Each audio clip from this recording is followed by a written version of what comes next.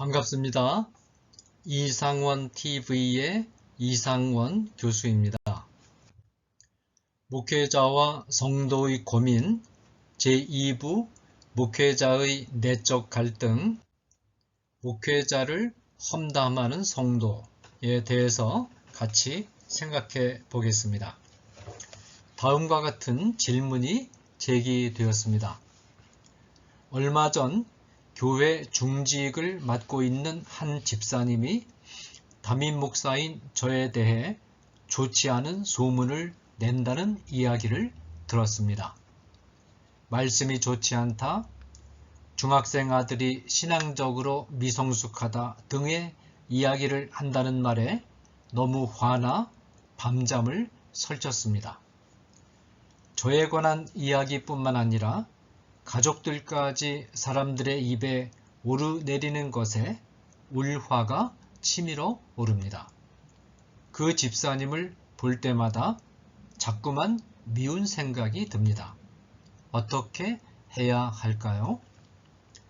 이 질문에 대한 저희 답변입니다.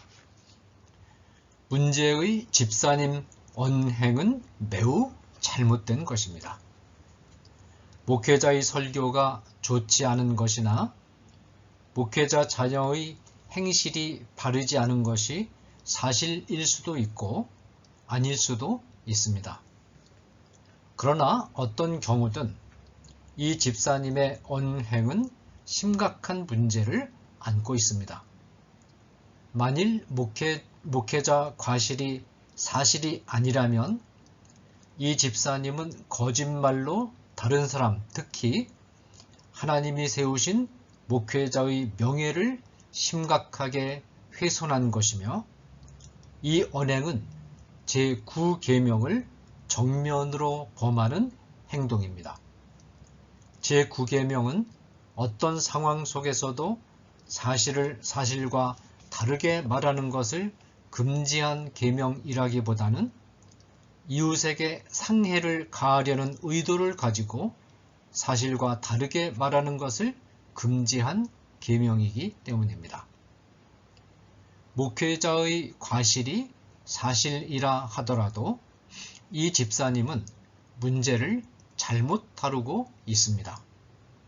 집사님은 먼저 당사자인 목회자에게 개인적으로 찾아와서 고언을 드려야 합니다. 목사님, 설교 말씀을 좀 더 충실하게 준비해 주십시오. 이처럼 목회자에게 찾아와서 고언을 하고 회중들 앞에서는 발언을 자제했어야 합니다. 어떤 사람에 관한 부정적인 말을 그 사람이 있는 자리에서 하지 않고 그 사람이 없는 자리에서 먼저 터뜨리는 것은 매우 비열한 행동입니다. 교회 성도를 지도하는 위치에 있는 목회자에게 이런 행동이 주는 상처는 매우 큽니다. 또한 이 집사님은 목회자의 중학생 자녀의 행실을 문제 삼고 있는데 이것도 매우 경솔한 처사입니다. 목회자의 자녀인가 아닌가를 떠나서 중학교 시절은 신체적인 면에서나 정신적인 면에서 변화를 겪게 되는 사춘기의 시기이기 때문에 일탈할 수가 있습니다. 어쩌면 목회자의 자녀라는 신분이 주는 중압감 때문에 다른 청소년보다 좀 더 큰 반항심 등이 나타날 수도 있습니다. 이런 시기를 보내고 있는 목회자의 자녀를 따뜻한 시각으로 이해해 주기는커녕 지나치게 엄격한 윤리적, 율법적인 잣대로 판단하는 것은 매우 위험한 일입니다. 자, 투명한 유리상자라는 제목으로 같이 생각해 보겠습니다. 이처럼 성도가 목회자 없는 자리에서 목회자를 비방하는 것 자체가 비윤리적인 일이지만 목회자가 비방하는 성도에게 맞대응해 반격하기 시작하면 자신이 심우하는 교회에서 더는 목회 활동을 하지 못하게 될 위험이 있습니다. 그러면 목회자는 이 위기를 어떻게 극복해야 할까요? 목회자는 목회에 발을 들여놓는 순간 좋은 평가든 나쁜 평가든 끊임없이 평가하는 청중을 하나님으로부터 위탁받았다는 점을 분명히 인식하고 목회에 임해야 합니다. 목회자에 대해서 항상 칭찬만 하고 순종만 하는 청중은 거의 만나기 힘들고 또 바람직한 것도 아닙니다. 교인들이 목회자, 특히 담임 목회자에 대해 다양한 형태의 평가를 하는 것은 불가피합니다. 한 교회에 소속되어 신앙생활과 교회 생활을 할 때 교회의 영적이고 도덕적이며 행정적인 모든 책임을 담당하고 있는 담임 목사는 교인들의 신앙생활과 교회 생활의 중심축이 될 수밖에 없고, 교인이 중심축에 대해서 비상한 관심을 가지는 것은 당연하며, 따라서 담임 목사는 긍정적이든 부정적이든 대화의 중심 소재가 될 수밖에 없습니다. 그러므로 목회자가 없는 자리에서 성도들이 목회자에 대해서 많은 말을 하는 상황을 극히 당연한 현실로 받아들여야 합니다. 예배 시간에 성도들이 아무 말도 하지 않고 목회자 앞에서 그저 공손하게 인사를 한다고 해서 목회자가 없는 자리에서도 동일한 태도를 유지할 것이라는 생각은 오해입니다. 어차피 목회자와 목회자 가족은 목회하는 동안 교인이 언제든지 들여다볼 수 있는 투명한 유리 상자 안에서 살게 되어 있습니다. 목회자가 이를 피하려고 하면 목회를 할 수가 없습니다. 목회자는 사역이 끝나는 날까지 자신이 유리 상자 안에서 살아야 하는 자라는 사실을 흔쾌하게 100% 인정하고 이른바 탈탈 털릴 각오를 해야 합니다. 그러면 오히려 마음이 편안해집니다. 이제 우리는 매우 중요한 질문을 해야 합니다. 하나님은 왜 이렇게 끊임없이 평가하고 여차하면 불평, 불만을 토로하는 문제 청중을 나에게 붙여 주셨을까? 사실 하나님이 모세에게 붙여주신 청중도 같지 않았습니까? 모세의 청중은 모세가 사역을 시작할 때부터 사역을 마무리하기까지 끊임없이 모세를 비방하고 원망했습니다. 그러나 우리는 모든 일이 하나님의 주권적인 손길 안에서 일어남을 고백하며 한결같이 선하신 하나님은 어떤 경우에도 우리에게 해로운 일을 허락하시지 않음을 고백합니다.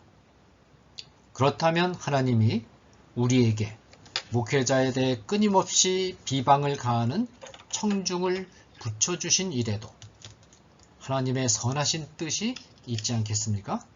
그렇습니다. 하나님이 끊임없이 비방을 일삼는 청중을 목회자에게 붙여주신 데는 정말로 목회자 자신에게 유익한 하나님의 선한 뜻이 깊이 숨어 있습니다. 그러므로 목회자는 성도들이 어떤 이유로 비방을 하든 이 비방 속에 들어있는 하나님의 선하신 뜻을 찾아내 묵상하는 가운데 기뻐하면서 하나님을 찬양해야 합니다. 자, 무고한 비방에 대한 대응에 대해서 생각해 보겠습니다. 먼저 목회자에게 특별한 과실이 없는데도 성도들이 목회자를 비방하는 경우에 대해 생각해 보겠습니다. 이때 목회자는 시련에 부딪히게 됩니다. 목회자에게 특별한 과실이 없는데도 찾아오는 시련을 다루는 대표적인 성경 본문은 야고보서 1장 2절에서 4절입니다. 2절에 보면 야고보는 이런 시련을 만날 때 온전히 기쁘게 여기라고 권고합니다. 시련이 찾아올 때 기뻐하고 권고하는 이유는 무엇일까요? 3절은 믿음의 시련이 인내를 만들어내기 때문이라고 답변합니다. 인내로 번역된 헬라어 휘포모네는 매우 무거운 짐을 장기간 떠받들고 있는 사람을 묘사합니다. 역도 선수를 한번 생각해 보죠. 역도 선수는 매우 무거운 바벨을 온 힘을 다해 번쩍 들어 올리지만 오랜 시간 들고 서 있지 않습니다. 약 10초 정도 들고 서 있다가 바로 내려놓습니다. 그러나 휘포모네의 사람은 무거운 바벨을 들어올린 다음 끝을 알 수 없는 긴 기간 동안 들고 서 있습니다. 그렇습니다. 일단 한 교회를 맡아서 목양을 시작하면 무거운 목양의 짐을 사역이 끝나는 날까지 떠받치고 가야만 합니다. 이를 위해 휘포모네의 능력이 필요합니다. 만일 우라가 치민 상태에서 성급하게 맞대응하기 시작하면 한 곳에서 목양을 지속하지 못한 채 이 교회 저 교회를 전전하는 방랑 목회자가 될 수 있습니다. 그러므로 목회자는 성도들이 목회자를 근거 없이 비방하는 현실을 만날 때 평생에 걸쳐서 진행될 목양의 무거운 짐을 능히 지고 갈 수 있는 휘포모네의 능력을 배양시키려고 하나님이 잠시 시련을 주신다고 생각하고 감사해야 합니다.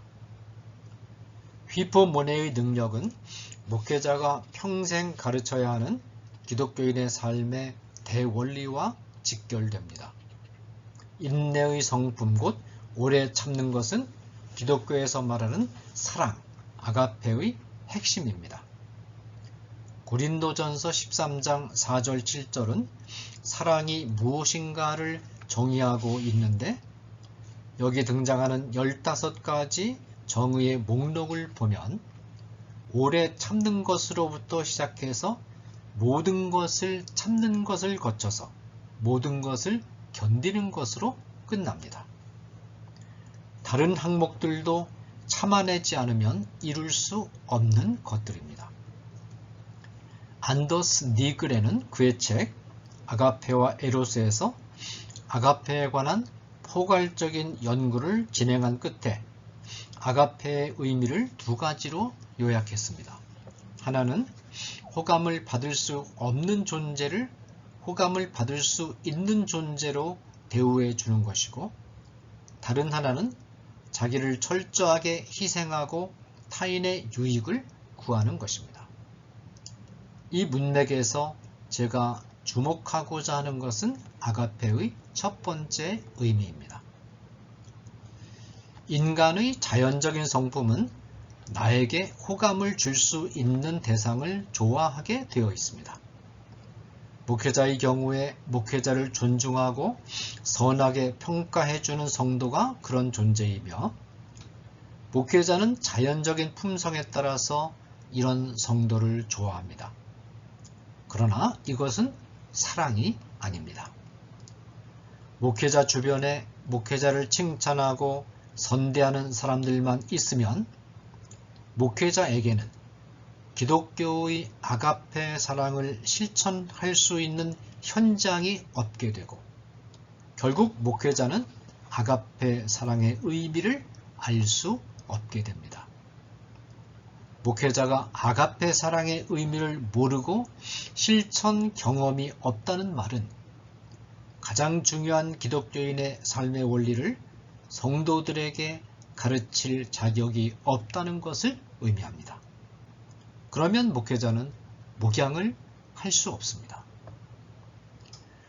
호감을 받을 만한 조건을 갖추지 못한 대상을 호감을 받을 만한 조건을 갖춘 대상으로 대우해 주고자 할 때 필요한 태도가 바로 인내입니다. 기독교인의 삶은 자연적인 품성을 그대로 물 흐르듯이 따라가는 것이 아닙니다. 강력한 자연적인 성향이 나타날 때 의지를 세워서 이 자연적인 성향을 거스르기 위해 힘을 다하는 것이 그리스도인의 삶의 요체입니다. 자연적인 성품과의 관계에서 보았을 때 그리스도인의 삶을 위장으로 본 루이스의 정의는 바른 정의입니다. 자연적인 성품의 관점에서 보았을 때 하기 싫은 일을 마치 정말로 하고 싶어하는 일처럼 하니까 위장으로 보이는 것입니다. 그리스도인의 삶은 마음속에 있는 자연적인 감정을 다 밖으로 풀어내버리고 해방을 얻는 것이 아닙니다. 그리스도인의 삶은 자연적인 성품이 원하는 바를 인내로서 철저하게 통제하고 누르는 것입니다. 자연적인 성품을 통제하고 누르는 것은 인간의 힘으로는 불가능하므로 기도를 통해 성령의 권능을 받아야 합니다. 근거 없는 비방에 시달리면 당연히 울화가 치밀어 오르지요. 그러나 이때 목회자가 해야 할 일은 그것을 터뜨리고 발산하는 것이 아니라 그것을 철저하게 인내로 다스리고 통제하고 누르는 것입니다. 여기서 이런 질문을 드려보겠습니다. 목회자를 근거 없이 비방하는 성도는 이웃일까요? 아니면 원수일까요? 이웃인 동시에 원수입니다. 원래 원수는 이웃에게서 나오게 되어 있습니다. 아무리 악한 사람도 내 주위에 없으면 나와 원수가 될 일이 없지 않습니까? 내 주위에 있으면서 나와 많이 교류하고 나의 사정을 잘 아는 사람들로부터 원수가 나오는 법입니다. 그러므로 원수를 사랑하지 못하면 이웃을 사랑할 수 없습니다. 원수 사랑과 이웃 사랑은 동의어입니다. 자, 그 다음에 과실로 인한 비방에 대한 대응 문제에 대해서 생각해 보겠습니다. 이번에는 목회자가 범한 과실이나 죄가 교인들 사이에서 비방거리가 되는 경우에 대해 생각해 보겠습니다. 목회자의 설교가 빈약하다거나 목회자가 바른 삶의 모습을 보여주지 못한다는 비방이 바로 그 예입니다. 이런 경우 목회자는 교인들 사이에서 목회자에 대한 부정적인 평가들이 나오는 것에 대하여 서운하고 억울하다고 생각하면 안 됩니다. 이런 평가가 나오는 것이 너무나 당연하다고 생각해야 합니다. 교수는 한 학기의 강의를 끝내면 반드시 강의평가를 받습니다. 강의평가를 하기 전이라도 교수의 강의가 몇 차례 이루어지고 나면 학생들 사이에서 교수의 강의에 대한 어마어마한 횟수의 자체 평가가 나옵니다.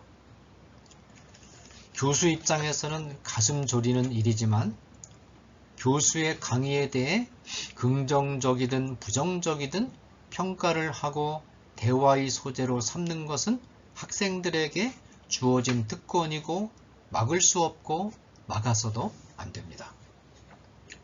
목회자에 대한 교인의 태도도 마찬가지입니다.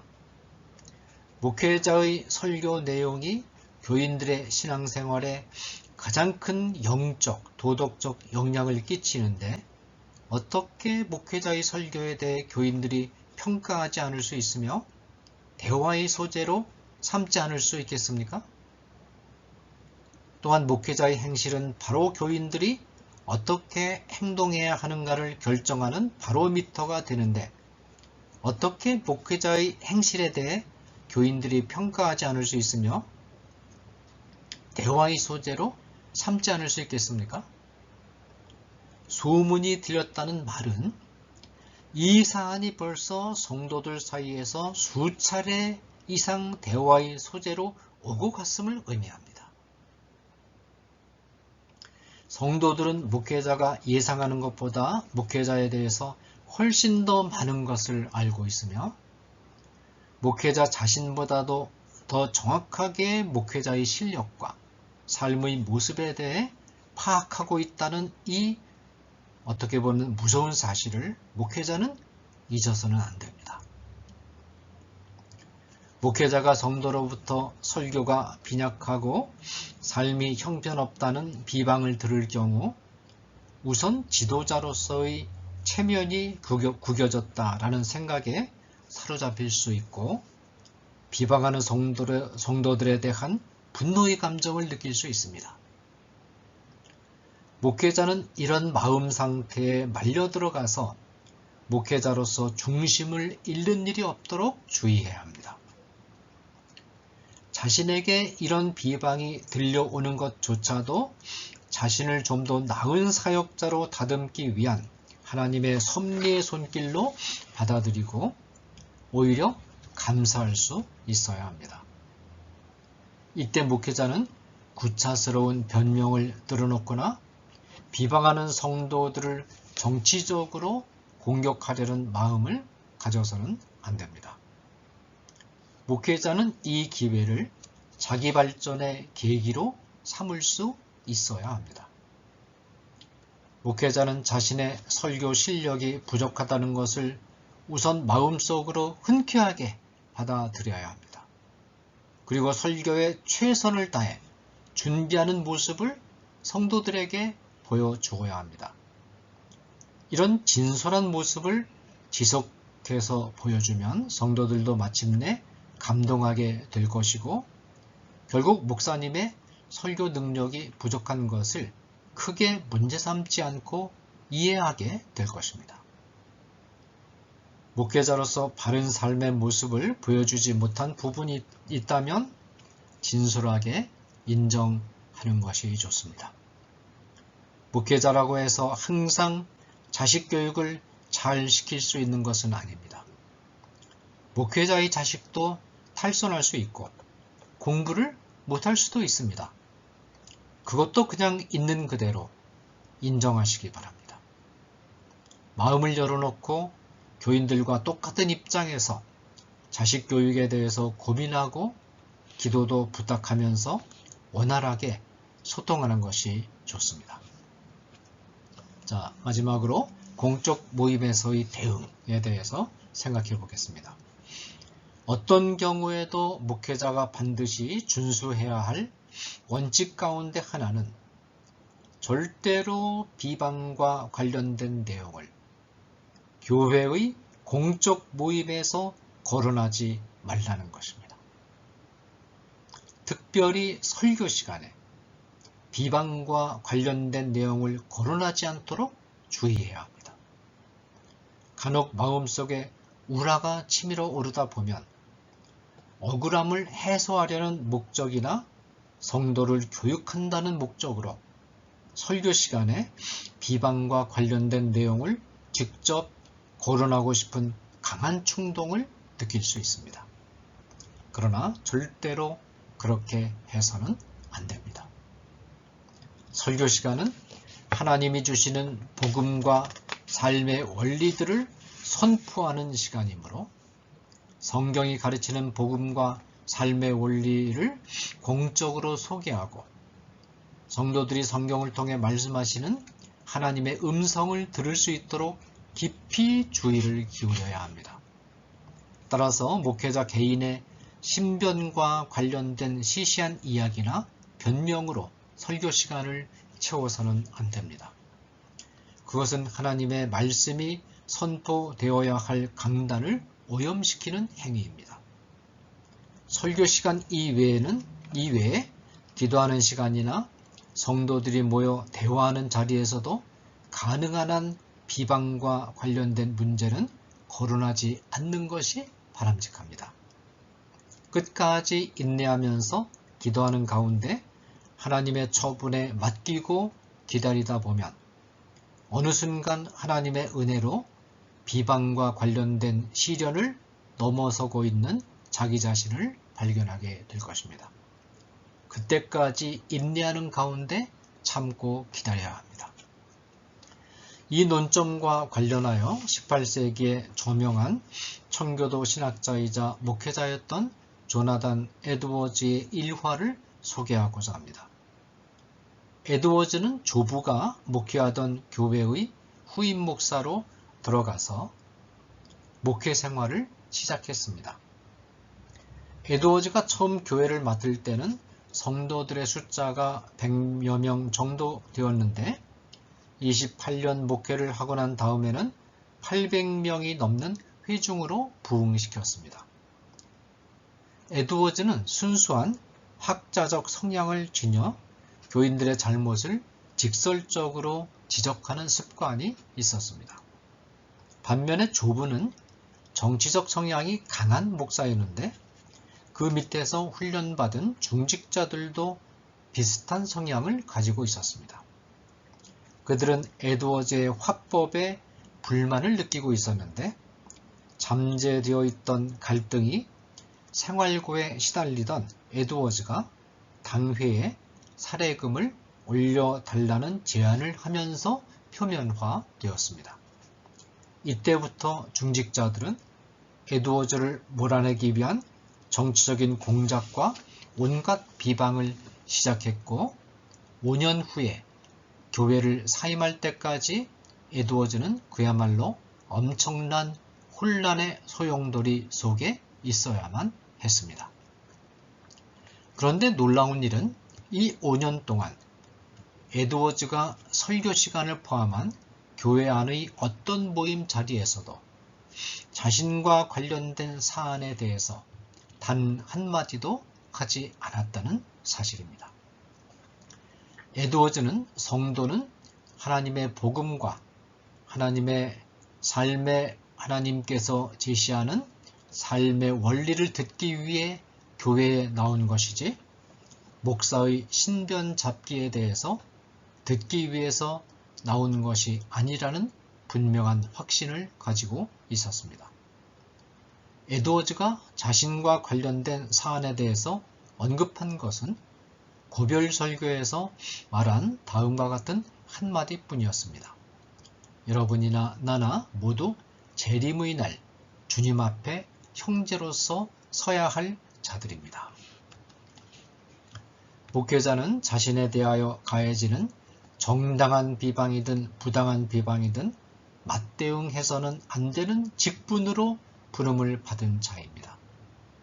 왜냐하면 이 비방에 대해서 맞대응을 하는 순간 목회자는 성도와 대등한 입장에서 다투는 것이며 이 다툼이 시작되는 순간 성도를 영적이고 도덕적으로 지도해야 할 목회자의 고귀한 직분의 기능이 마비되기 때문입니다. 목회자는 어떤 형태의 비방이든 목회자 자신에게 찾아오는 유익이 있기에 하나님이 허락하셨다고 생각하고 기쁨으로 받아들여야 합니다. 목회자는 자신에게 비방이 찾아오는 순간을 평생에 걸쳐 진행되는 무거운 목양의 짐을 굳건하게 지고 나가는 데 필요한 인내를 배양하는 계기로 활용해야 합니다. 아가페 사랑을 실천하고 가르치기 위한 계기로 삼고 나아가서 하나님의 사역자로서 아직 부족한 부분들을 채워가는 계기로 삼아야 합니다. 감사합니다.